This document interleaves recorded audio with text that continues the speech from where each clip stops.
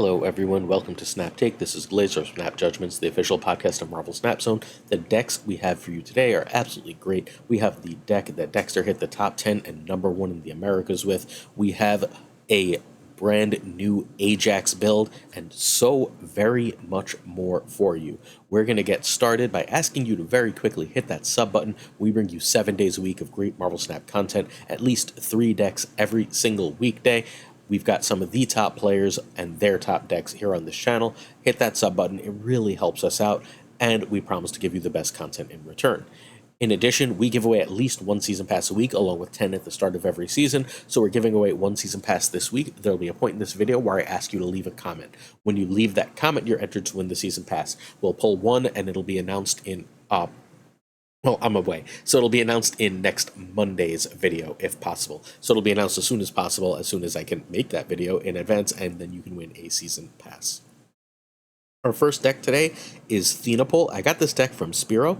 Spiro was on the podcast this week with Sizer talking about climbing high into the infinite leaderboard. I'm not sure where this came from, but it's got ridiculously good stats on both Untapped and Marvel Snap Zone. So this is a list that I'm going to urge people to check out. I had a chance to try it, and while it can be clunky, it is fairly busted. I sent it to Dubos, who's chilling between the top 2 and the top 4 on the infinite leaderboard. He was like, this kills a lot of really powerful decks. Turns out that when you can play at the end of the game Shang-Chi and sometimes Mockingbird and Sasquatch, that's usually pretty freaking good. All you need to really be able to do that, by the way, you're going to need a little help if you want Mockingbird and Mysterio, right? But if you go Mysterio, Kitty, and Angela, right? That's 5 cards. You're going to have a 1-cost Sasquatch, and you're basically all of the way to that play. If you do any of that on Hope Summers, you can do both cards. It is wild how strong this is. You can check out Spiro at twitch.tv/Spiro_ZA. Please do check him out. He's a phenomenal player, and we really appreciate him coming on the pod this week. Jeff, for this list, can be Nightcrawler. Very often in these thena lists, they run 1/1-drop. I always want to. The 2 of choice is usually Nightcrawler. It's just really hard to fit without cutting something important. You can cut Jeff here if you need to.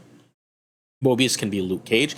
Ajax is coming out later today, and Luke Cage will be a really good meta card. I expect to see a lot of Luke Cage in the meta for the next couple days, and then Ajax will fall off in terms of gameplay by the end of this week. So I'm not going to suddenly not show you decks that are weak against Ajax. Just remember that the meta will shift rapidly in Marvel Snap, as it always does. There's even an OTA this Thursday. Nocturne can be Rogue or Red Guardian, which is, again, now we're dealing with Ajax BS, and ways to take care of that include Rogue and Red Guardian. Nocturne is still great. I do think you need the rest. Thena and Kitty are a package with Angela that creates a lot of power. Sasquatch and Mockingbird are keys here. Hope gives you the energy to do things, and the secret sauce here is Gwenpool. Although I say this every Gwenpool deck, don't hyperfixate. What I'm seeing a lot of players that are struggling with Gwenpool do is they hyperfixate on playing Gwenpool on 4. There are games where you're not going to play Gwenpool. There are games where, especially if you have Thena out, the right play is going to be like a Nocturne and a Kitty, right? And then you're going to want to go into that Mysterio stuff next turn to get into your Mockingbird Sasquatch to end the game. Don't hesitate to skip that Gwenpool. Sometimes you'll need a Mobius against a Loki, right? Don't hesitate to skip it where required. Turn by turn. So turn 1 Kitty, turn 2 is usually Angela before Thena. There's a fair number of times where you don't really want to play 2 cards a turn. In particular, Mysterio is 3 plays, and the last turn you're often playing 3 cards. So Thena is great here, right? But Angela tends to come out first, especially if you don't have Kitty. If you do have Kitty, Thena goes up the list because it's much easier to find that extra energy. So if you go Thena into Hope, right, it's going to potentially be several turns, because if you go Thena, Hope, Gwenpool, now all of a sudden you're having a really hard time ever triggering that Thena, whereas Angela would be already 5 power. Mysterio is only a play if you immediately want a Sasquatch, and that's like a Conquest play where you know your opponent's playing Mobius, and you've got Mysterio and Sasquatch, and you know you can get a 3-cost Sasquatch out on turn 3. Turn 3 is generally Hope, but you can do the 2+1 for Thena here. So if you've got, it's really debatable. Depends if you have Sasquatch and Mockingbird and Shang, and you know you're going to need Shang. But the play is basically you're either choosing between dropping Hope and you're dropping Thena and Kitty on top of Angela. Well, or Jeff and Kitty on top of Angela. Next up, you want Gwenpool or 3+1, and again, I explained the thought process there. Turn 5, you can Gwenpool with a 1 or a 2. Gwenpool and Kitty actually here are often good. Remember that unless you played your Mysterio early, You're going to have a very expensive Mockingbird at that point, though, for not getting out Mysterio. Mysterio is the only way to trigger Mockingbird here. But those two cards do give you access to a 4/10. And if you're playing on Hope twice, ideally you're playing on Hope twice, you can still play that Sasquatch and Shang-Chi with your now 8 energy. See why Hope is so important here? Shang or Sasquatch with Mockingbird is your goal here to end the game. Lots of power in this deck. This deck is really cool. I strongly urge you to check it out. No one is talking about this deck yet. Get in on the ground floor because I truly believe this will be everywhere. And this is one of the reasons I think Gwenpool is such a must-have card. Because there's a lot of decks that do this exact Mysterio play to go Mockingbird Sasquatch type stuff. But when you can Gwenpool that Mysterio first, you're just getting so far ahead. You're often playing with one hit, right? That's plus 6 power. That's a 10 power Mysterio. It's better than Bast. Hey, if you'd like to see this deck and all the other decks played, check out the stream team. Today is Monday. No, as of release, today is Tuesday. Yes, this is pre-recorded. I will be traveling this week. So today is Tuesday, so the great Prashaun will be streaming some of these decks over at 12 Eastern on his channel. And if you check in the morning Gregor2424 on YouTube has yesterday's decks in a video. Next up, we have the Dekkster dump list that you saw in the thumbnail. This list got Dekkster into the top 10 of the whole Infinite leaderboard, and number 1 in the Americas. It is shockingly effective. It is occasionally very clunky, and you have to be especially careful and knowledgeable about when and how you play your ones, because getting ones and Mysterio in your hand to Gwenpool is often extremely, extremely strong. If you can have some ones in your hand with Mysterio and Gwenpool, and you have Sasquatch in hand, going into turn 6, that's just a lot of power. So you can find Dex. I'm assuming you know how to find Dex. He's one of the 3 to 5 biggest Marvel Snap creators. You can find Dekkster at youtube.com/@DekksterSnap. And the comments I'm going to ask you to leave today is today we're covering a Dekkster deck, and then shortly thereafter we're going to be covering a Binks deck. I don't always cover the largest creators in Marvel Snap. I'm not planning on stopping covering the smaller, usually top of Infinite players. But what do you think about me when necessary, when they're hitting top 10, when they've got really dominant decks, covering the larger creators? Are you checking the larger creators in addition, so this isn't necessary, or do you feel like it's a good use and a good resource to have this extra information about this list? Please do let me know. For this list, Hydra Bob can be Ant-Man or Hawkeye. Makari is really good here, but Hope Summers is fine. I know that's just another high series card.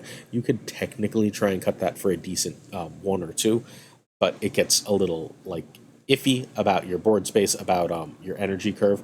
I wouldn't hate Bishop here if you're absolutely desperate for an extra card, because if you can drop Bishop on 3, let's just show you. Bishop on 3, Gwenpool on 4, Mysterio on 5, right? Mysterio with a couple 1s on 5, and now all of a sudden, your Bishop is a 4, 5, 6, 7, a 7 before the last turn of the game, which is big. And then it's, the opponent has to consider how many cards you're going to be able to play last turn for how big it can get, and it's an extra cube stealer. Cull Obsidian can be Crossbones here. Cull is significantly better and in Spotlight caches in a day, so keep an eye out for that, or later today, technically. And Sasquatch can be She-Hulk here. You do lose a fair amount, but especially if you add Hope, you get the Hope, play a card on Hope, maybe Gwenpool, skip a turn, She-Hulk Infinite play out of adding that She-Hulk to the list, which has some extra value if you don't have Sasquatch. So top 10, number 1 in the Americas goes Dex. Congrats to Dekkster for a really great showing. Turn 1, you have Squirrel Girl, and then turn 2, Squirrel Girl usually or pass. My logic here is you want Squirrel Girl because you want to be able to play Cull on 4 wherever you want. Now, you do want to make sure that you can play 2 1s, or 3 1s even, with Mysterio on turn 5, right? Because that's going to be really important for your Sasquatch. So fair warning, be careful. Turn 3, you make sure you get a 1 out finally, if not Cull, if not, same basic stuff here. Again, I'm trying to hold Mysterio until turn 5 as a rule. Turn 4, I would very much like to Gwenpool. Once in a while, you will Cull, and it's also entirely possible you either drop Mockingbird or Dracula. I tend to prefer to save Dracula with this list. After Gwenpool, your goal is Mysterio, a bunch of 1s, and Wasp, and that should 3, 4, 5, 6 make yourself have a free-ass Sasquatch. And then if you got Squirrel Girl out at any point with Mysterio, you also now have a free Mockingbird. That's a 0-9 and a 0-10. You drop those with Dracula. Hopefully you can empty your hands because all you displayed is 4 energy, so anything left in your hand will come out. Makari will jump out herself. Infinite will be in hand, ideally, which Dracula discards, giving you a at least 39 power last turn if things go well. And if you've got Cull Obsidian that you can play, so on and so forth, things get really, really silly with this list. Our next list we're going to talk about today is the Binks arishem update.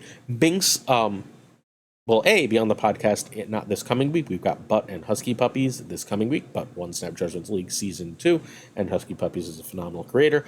Next week, we've got Binks coming on the show with Ika. So Binks has decided that he wants to be the best arishem player in the world and is constantly trying to find the best arishem deck. This arishem list has an absolutely stellar win rate. It's really, really powerful. I like this list a lot. I think it's doing interesting and powerful things that the other versions of the list aren't. So we're going to keep track fundamentally on this channel of Binks's updates to the arishem list because he's taking this very seriously and doing his best to find the best versions of the list. You can find Binks at youtube.com/@Binks_plays. Again, he's one of the bigger creators. I assume you know who he is, but if you don't, that's where you can find Binks. Loki, Blob, and arishem are all needed for this list. They're needed for every list.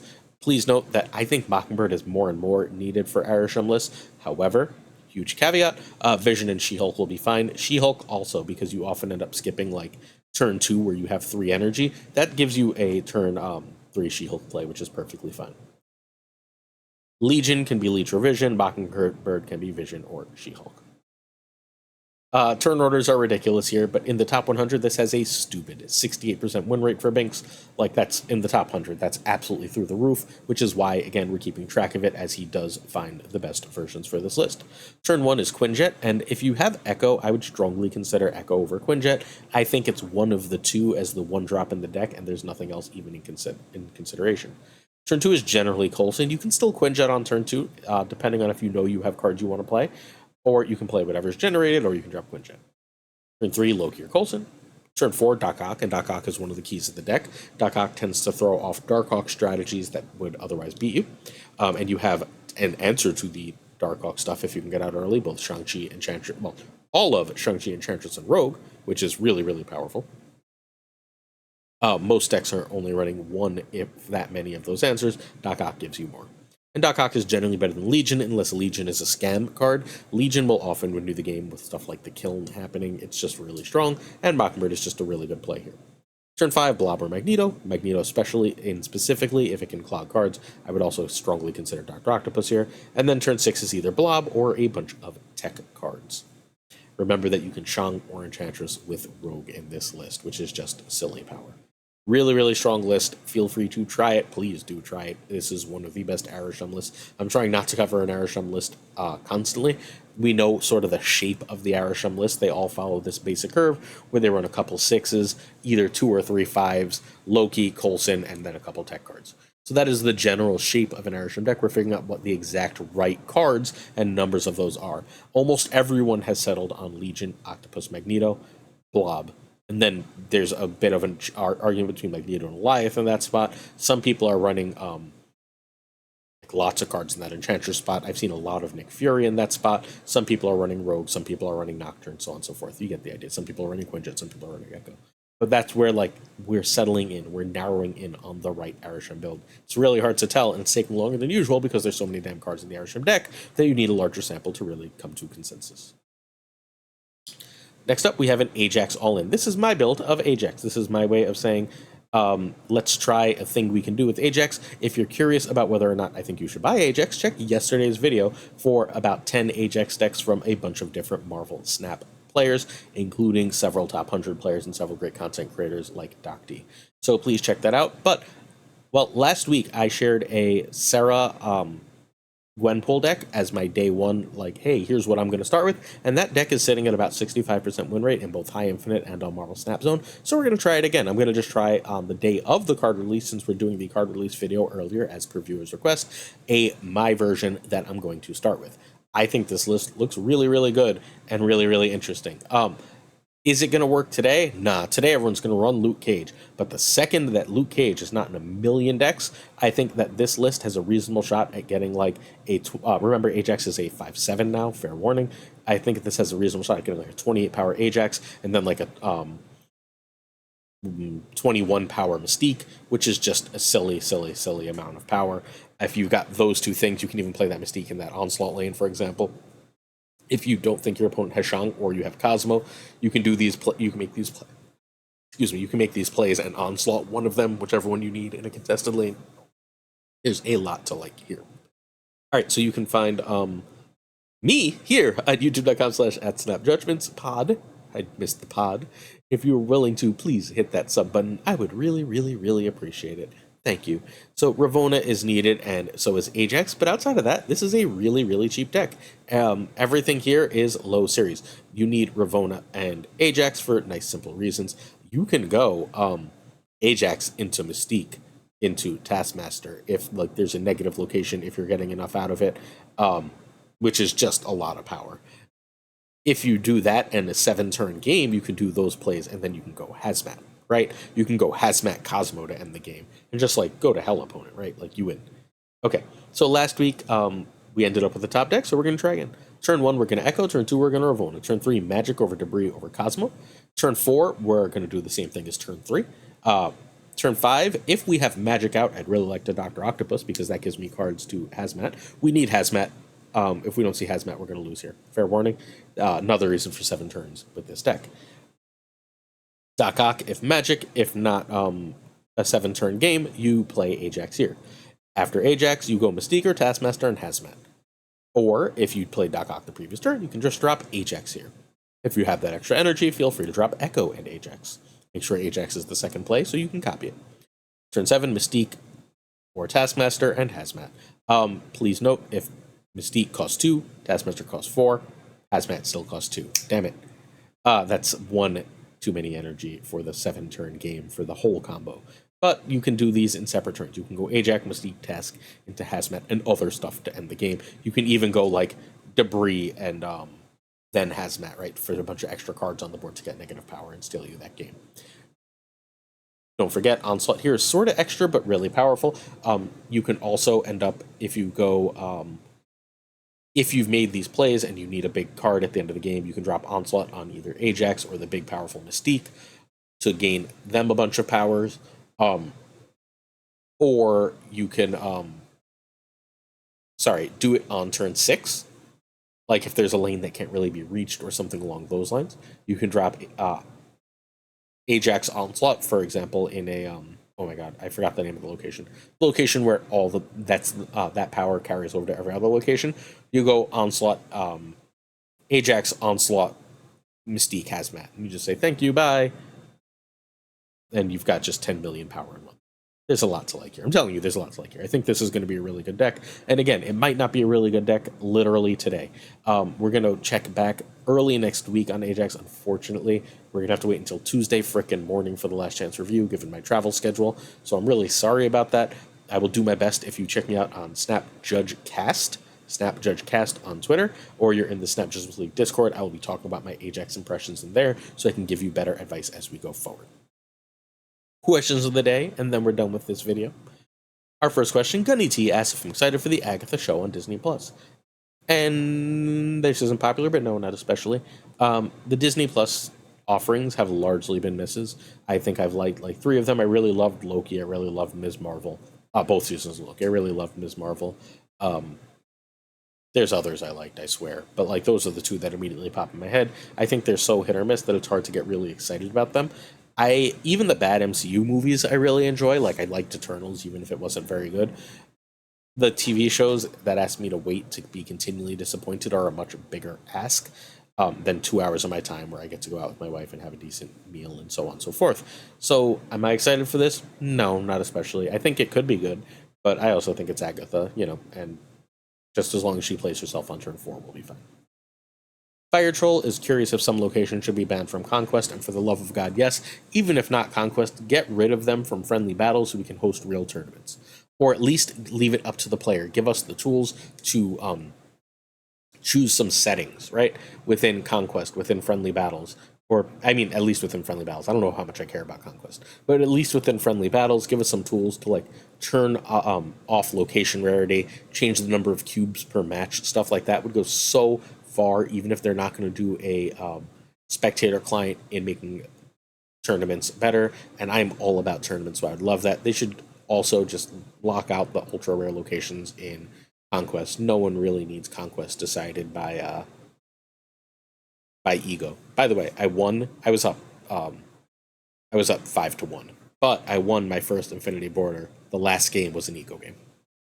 All right, 7Suji7 wants to know my favorite childhood memory, and I'm going to give you a really funny specific one. So I don't know if you know Castlevania 3.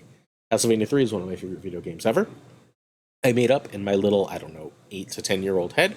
We'd have to look up what year it was, right? But my little 8 to 10-year-old head, that if you beat the game 7 times without turning it off, it would let you not use Richter Belmont, and instead you can use 2 of the other characters. Alucard was terrible in that game, so I wanted to use Grant and Sypha and just make those my only 2 characters. Sypha was OP and Grant was super cool. So I got to 6 times, and it's a jump, like Last Life, a jump right before Dracula. I'm playing with my friend. We were both very good at the game, had everything memorized. And it's when Christian Laettner made his NCAA championship winning shot, which I believe would be 1992, which would make me 10 turning 11. And the scream scared me, and I jumped, because my father yelled when that shot was made. I jumped and died, losing my last life and last continue, and did not get the 7 without the 7 straight wins, which I had left the game on for like 3 straight days, just turning the TV off when I went to sleep, trying to get with my friend over one weekend. That's one of my favorite childhood memories. Nothing else like immediately comes to mind. There's a lot of Yankee games I really liked. I loved the Bash Brothers, so they can take Oakland Athletics. I rooted for the Yankees my whole life, but I also really liked the Jose Canseco Oakland A's, and they were in contention and the Yankees weren't in one game. And the first ever Yankee game I went to, Jose Canseco had a 3-run home run to end the game and win in something like 1909. Great memory. I've got a whole bunch. I had a really good childhood. If you'd like to support us on our Patreon, please check out patreon.com/snapjudgments. You know we would appreciate it. $1 tier gets you access to tournament. $10 tier gets you exclusive videos. There were 2 last week. And it gets your name in every video. So I'd like to say thank you to Abigail Giesland, Mandatory Burnout, Cables, Irregardless, David G. Wingfield, Direwolf. Hey, Direwolf. It was nice seeing you in that chat the other day. Always Kind LAB, FaThorNewman, who you should really go check out on both YouTube, who's blowing up on Twitch. You don't want to miss the FaThorNewman glow up on Twitch. Make sure you check it out. Good Dog Gamer. Hey, Good Dog. This is the way, all the way from Scotland. Is that right? Hopefully that's right. If I mess that up, let me know. Ink. I am Frostman. Hello, Frostman. You are Frostman. J. Neverit. Doomer. Prime Brian. Kirtixley. Koire. Pyrofros. The Goat Seeker. Thank you for that ego game. Denman Falcon. Hey, Denman. Quid Pro Joe. Docty, the king of new Marvel Snap Card content. If you are interested in Docty's content, make sure you check out his channel, where he and I both did a Series 4 and 5 tier list. Fat Nick. Ginger Prime. Hey, Ginge. Philip Brakovich. Haplo. Kenny Loggins of the Danger Zone. The OG Rob Silverman, the Notorious Bizza, X-Verse V and Skippy G, Snap Justice League Season 1 winner, Tommy Nyquist, the King of Bros Bro, Black Dahlia, the Great Kazoo, Jessica Gamble, the Great Ryan Wood, hey Woody, Kev Hoda, Luna Chris, Archangel 3K, John Q, Louis Antonez, Models, the Mod Supreme, Darth Tater, Remus Atala, Brian Kaufman, Tristan H. Martin, Jason B, J.D. McDonaldino, the Fuzzy Dunlop, Spectrum Mix, Hoot, Matt H, DJ Mikey Hijinks, No Frickin' Flex, Ocularis, Mr. Craig Sterry, Seamus, Jonesy, Two Ties, a pleasure, my friend, the great Lauren Whatevs, the Pirate King Tuccrr, the Homie Min, and of course, Gunny T. What the T stands for? Well, tomorrow is my video, and then Thursday and Friday, we will have GamingwithFlashX and then Tuccrr. So don't miss out. 2 of our great friends. Shit, wrong button. 2 of our great friends whose content you'll get a chance to look at. Peace, y'all.